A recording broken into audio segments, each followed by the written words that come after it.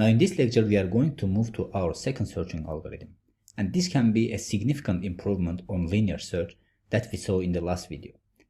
So this search algorithm is called binary search. And this is much more faster than a linear search.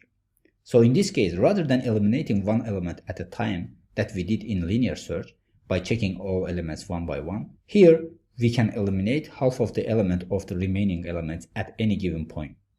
However, we have a big restriction over here, which is binary search works only with the sorted arrays. So if our array is unsorted, we cannot use binary search. In this case, as we mentioned before, we are using linear search.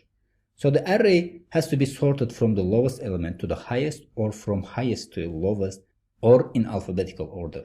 So let's see how binary search algorithm works in an example. So here we have an array like this. So as you see, this array is sorted array. So in this array, we are going to look for 6. So in this case, the logic is we are finding the middle element in the array. So in this case, the middle element is 5.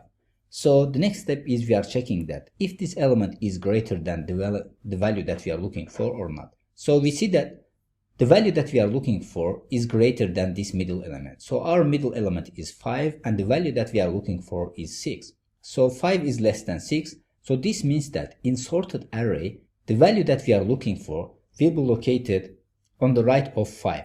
So this means that these elements that are located on the left of 5, we can eliminate all of them. So in this case, we are eliminating including 5 because 5 is also less than 6.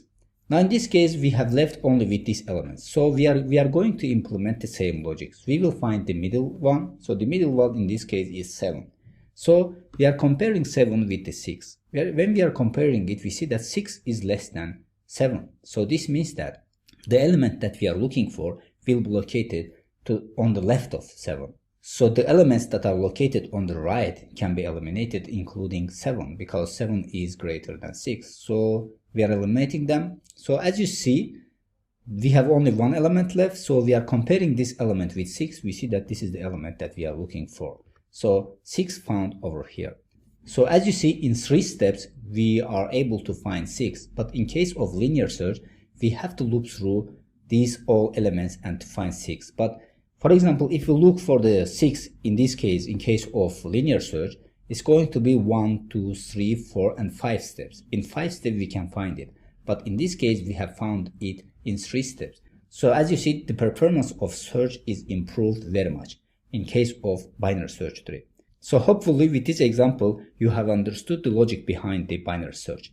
So in the next lecture, we will implement binary search in Java. So see you in the next lecture.